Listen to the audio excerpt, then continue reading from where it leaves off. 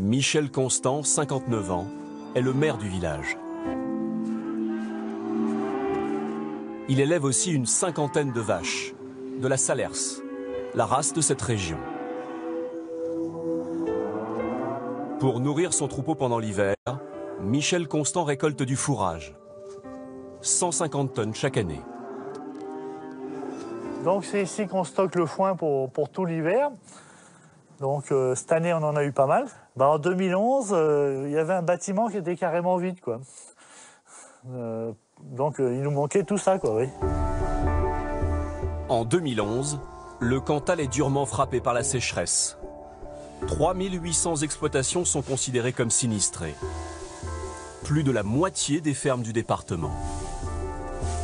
Une sécheresse qui a de lourdes conséquences dans le milieu agricole, confronté à une pénurie de fourrage. Les besoins pour la région ont été... Cette année-là, la récolte de Michel Constant est divisée par deux. Des réunions avaient lieu aujourd'hui pour organiser... Vache. L'éleveur doit à tout prix trouver du fourrage. Il tombe alors sur une annonce dans le journal local. Moi, je cherchais des fourrages et puis après, j'ai vu qu'il y avait une association qui s'était montée pour acheter en gros des fourrages, quoi. Donc, je me suis dit, tiens, une association, c'est vrai que ça peut valoir le coup d'acheter à plusieurs pour avoir un prix de gros, quoi. Ouais. Cette association, Sécheresse Cantal 2011, a récupéré une aide d'urgence du Conseil général pour approvisionner les éleveurs en difficulté. 158 000 €. L'association a en fait été créée par la FDSEA du Cantal. Michel Constant a besoin de 80 tonnes de paille. Mais quand il reçoit les papiers, mauvaise surprise. Vous nous avez contacté afin de bénéficier de l'opération paille. À ce titre, vous trouverez ci-joint le bulletin de commande accompagné de son autorisation de prélèvement. Je vous informe cependant que votre commande ne sera prise en compte que si elle est accompagnée de l'autorisation de prélèvement de votre cotisation.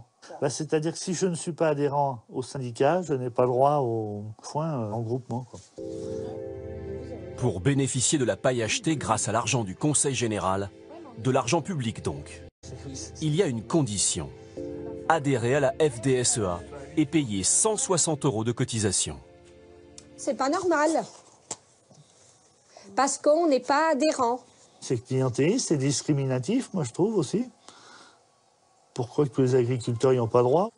Michel Constant refuse d'adhérer au syndicat et se retrouve privé de la paille subventionnée.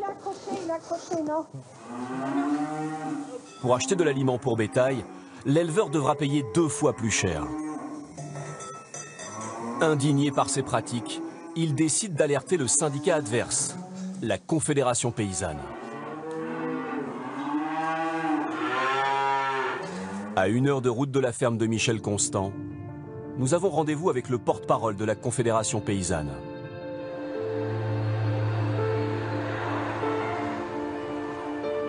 Il s'est procuré la liste des bénéficiaires de l'opération paille. Sur les 3800 exploitations sinistrées du département, seules 329 ont bénéficié de l'aide du Conseil général. On a réussi à récupérer la liste des gens qui ont bénéficié de la subvention du département avec les tonnages pour lesquels ils ont été subventionnés, le montant de la subvention. Je vois par exemple, canton d'Alanche, un certain Gilles Amat à Ségur-les-Villas. Bon, mais il se trouve que dans les élus chambres d'agriculture, avec pas mal de responsabilités, il y a un certain Gilles Amat de Ségur-les-Villas. Peut-être que c'est lui. Je vois un Patrick Escure à Arnac. Bon, le président de la chambre d'agriculture actuelle, il s'appelle Patrick Escure, il habite à Arnac. Je sais pas. EARL Bénézy à Mézensac, Saint-Martin-sous-Vigourou. Bon, le président de la FDSEA du Cantal, il s'appelle Bénézy, il habite à Mézensac, Saint-Martin-sous-Vigourou. Ça fait un peu beaucoup, quoi. Le plus grave dans tout ça, c'est que voilà, on retrouve principalement les leaders de la FDSEA locale et des JA locaux, quoi. C'est je dirais, les bien placés qui se sont servis. Cette liste le confirme. Les membres de la FDSEA ont été les grands privilégiés de l'opération paille en 2011.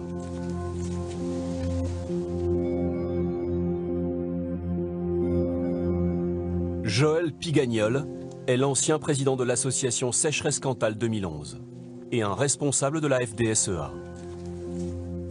Pour lui, C'est normal d'exiger une adhésion en échange de la paille à bon prix, même si elle est en partie financée par l'État.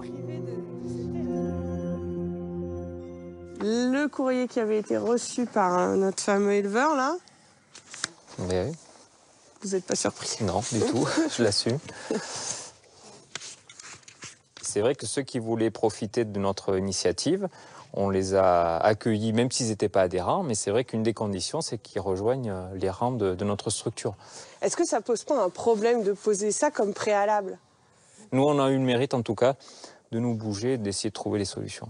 Là, sur cette liste, hein, vous la connaissez, je vais quand même vous la montrer. Non, non, mais je peux vous la laisser. Il y a Patrick Bénézy, Patrick Escure, parce qu'on il y a tous les cadres de la FDSEA. Donc, parce qu'on est d'abord aussi adhérents.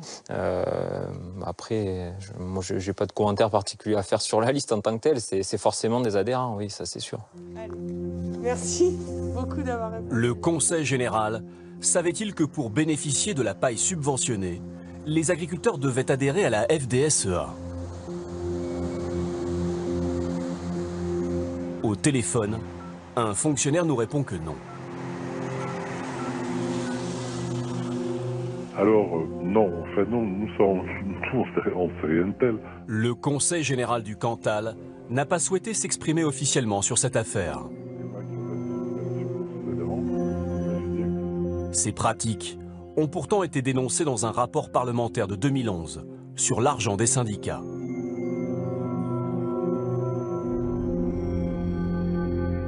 Auditionné, Xavier Belin, le président de la FNSEA, a lui-même reconnu: il y a peut-être eu un peu de rétention, selon que l'agriculteur concerné était adhérent ou non. Mais ce type de cas a été assez rare.